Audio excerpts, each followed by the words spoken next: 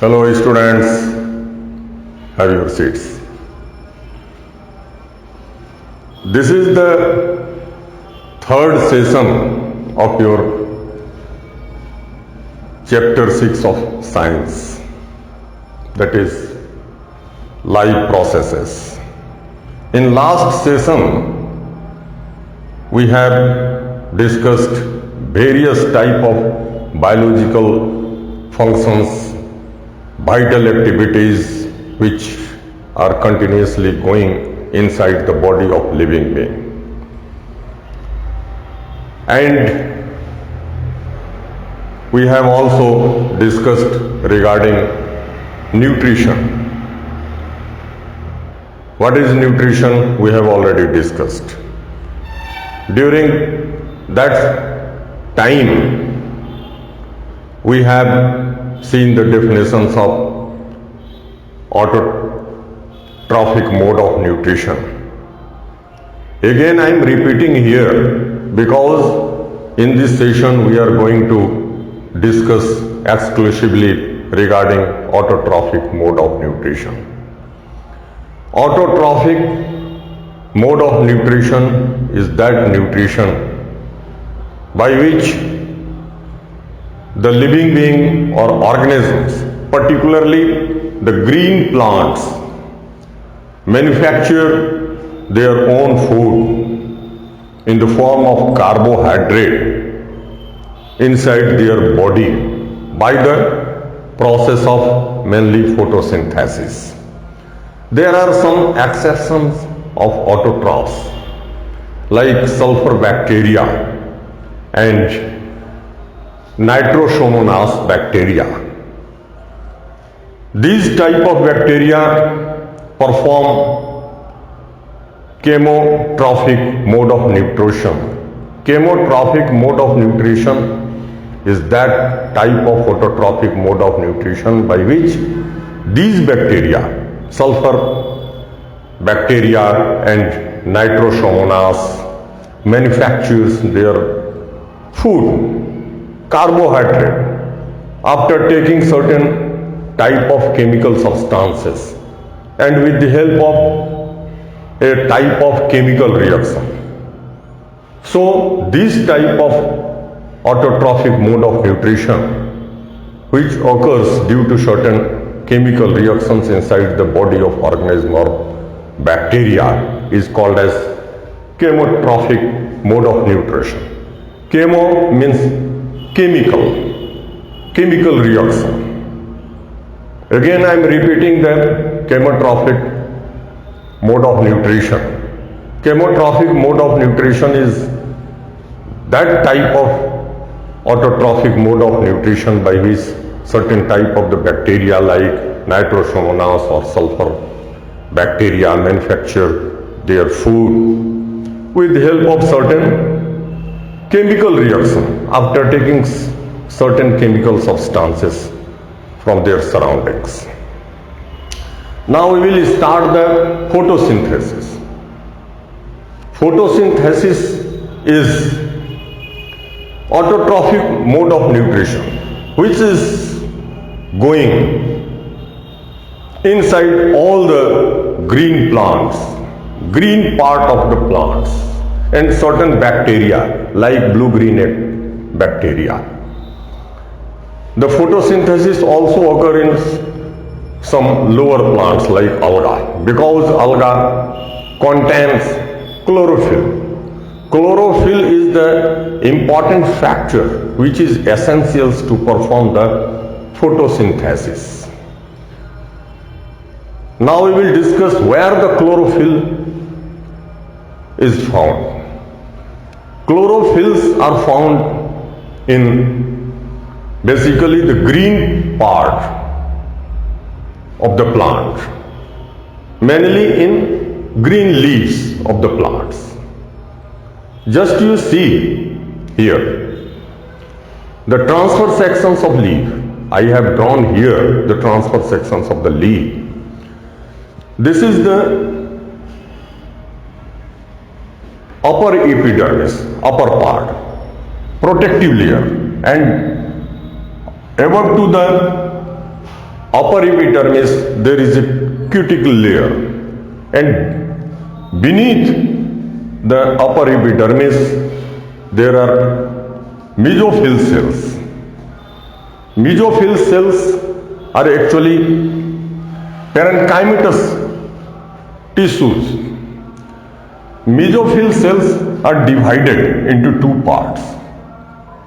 Upper part elongated cells are found and lower are spongy. They have air spaces. These mesophyll cells contain plastids. Plastids are found in basically mainly exclusively in plant cell. Plastids are not found in animal cells. You remember. Plastids are exclusively found in plant cells. Plastids are of three types. First, chromoplast, leucoplast and chloroplast. Chloroplasts contains chlorophyll. Chlorophylls are green pigment. Other than the chloroplast, leucoplast and chromoplast contains certain different type of the pigments. They are colorful pigments. Like in petal, some colorful pigments are found. But the green leaves and green parts, their mesophyll cells contains chloroplasts and chloroplast contains chlorophyll. Chlorophylls are the essential factor which are required for the photosynthesis. You see the formula of photosynthesis. Photosynthesis, this word photosynthesis is, firstly you understand this term. Photosynthesis is made up of two parts of words, photo plus synthesis. Photo means light and synthesis means combination. Synthesis, production of certain product after combination of certain raw materials. Here, this is the chemical reaction which takes place in presence of photon, solar energy, in presence of sunlight. So it is called photosynthesis. Photosynthesis only takes place in presence of sunlight and in presence of a special pigment, green pigment, that is chlorophylls, which are found in the green part of the leaves. Again I am repeating this fact. Here two raw materials are required for the photosynthesis. First is carbon dioxide, second is water. The plants absorb or intake carbon dioxide through stomata. Stomatas are found in lower surface of the leaves. Stomata are opening apertures through which gaseous exchange takes place. You know. Through stomata, the leaves absorb, intake carbon dioxide, and water is absorbed by the roots from the soil. In last session, we have already discussed all the biological functions are correlated, well coordinated to facilitate the other biological function. Here, with the help of transportation of the materials, the water is transported from the root to the leaves. Leaves are the factories for manufacturing the carbohydrate, food. So transportation is required. Similarly, The carbon dioxide is also transported from stomata to the site of the photosynthesis. Now we will discuss the site of the photosynthesis. The site of the photosynthesis is the chloroplast. Chloroplast. Now firstly you जो है कि see this reaction, chemical reaction of the photosynthesis. 6CO2 plus 12H2O. Here see H means chlorophyll, sunlight. Here product is C6H12O6, that is carbohydrate, and 6H2O and 6 oxygen molecules are formed here. Oxygen and water are byproduct. Main product is glucose, carbohydrate. Glucose is the simplest form, but carbohydrate, you remember, is starch. Now we will discuss the site. Chloroplast is the site of the photosynthesis. We will discuss the structure. We have already discussed regarding the structures of the chloroplast when we were discussing the cell and cell organelles in previous classes. Chloroplast, you know, chloroplast is the largest cell organelles found in the plant cell.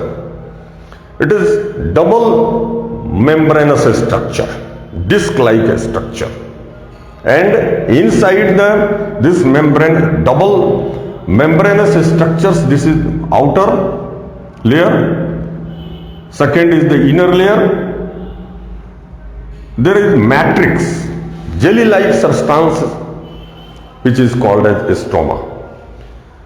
In stroma, there are number of disc-like thin membranous structures which are stacked just like the piles of the coins. This stacked like structures is called as granum. Granum is the singular. Plural is grana. You remember, plural, grana. Granum is singular. And one disc-like structures found in a granum is called as thylakoid. Thylakoid. Now we will draw the diagram of thylakoid. You see this, the structures of thylakoid. Single thylakoid. Thylakoid is, just we will discuss, thylakoid is the site for the light reaction. Actually, the photosynthesis in chloroplasts, for convenience of a study, we divide the photosynthesis in two parts. First is the light reactions, where light is essential, and light reactions occur in thylakoid. Here, thylakoids is actually the site of the light reaction, and second part of the photosynthesis is the dark reaction. In light reaction, this water is splitted into hydrogen atom and oxygen, and here electrons is released electron here. This oxygen atom combine and form the O2. Oxygen is formed. This process of splitting of water takes place in thylakoid. It takes place only in presence of light. So this splitting of water into hydrogen atom or electron and oxygen molecule is ultimately formed. Oxygen is the byproduct. As it takes place in presence of light, so it is called as photolysis. Photolysis or lysis, you may tell. Photo means light. Photon is the solar energy, and lysis means splitting. Here water is splitted into hydrogen atom and oxygen, and electron is released. Electron is released here, and this hydrogen atom, here certain type of chemical substances, hormones is formed. That is called NADP. NADP is nicotinamide adenine diphosphate. This hormones combines with the H atom, H plus, and form the NADPH. This is the reduced nicotinamide adenine diphosphate. And this electron is utilized for the conversions of ADP, adenosine diphosphate, into adenosine triphosphate. Thus ultimately at the end of light reactions in thylakoids, NADPH and ATP are formed. Both of them together called as assimilatory power or reducing power.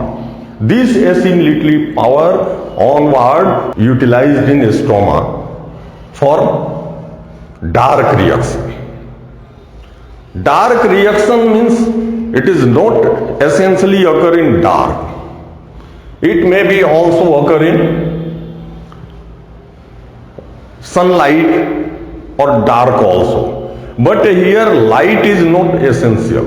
Once the light reaction occurs, is completed, then there is no need of light.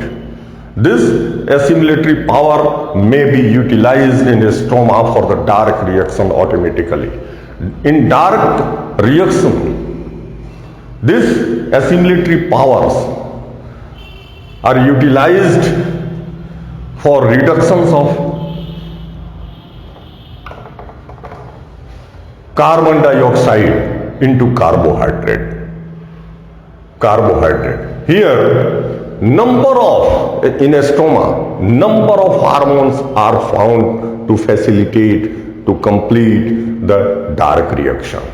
With the help of hormones, the reduction of carbon dioxide with the help of assimilatory powers takes place. The compound which catches the carbon dioxide is ribulose biphosphate, which combines with the carbon dioxide and with a series of chemical reaction, ultimately carbohydrate is formed in the stroma. These are the overall descriptions of photosynthesis, which completed in two phases, two stages. First is the light reaction, second stage is the dark reaction, and final the product is the carbohydrate C6H12O6, and oxygen and water are the byproduct. Oxygen comes out from the leaves through stomach, and this water molecules may be again utilized for the process of photolysis, so that hydrogen atoms and electrons and oxygens may be formed to repeat the cycle. Here, one more thing I would like to share with you.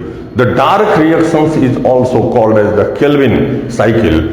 The Kelvin was the scientist who discovered this cyclic chemical reactions of the dark reaction. In next session, we will start the heterotrophic mode of nutrition, particularly in the case of human being. We will discuss the digestive system of the human being in next session. Okay, thank you very much.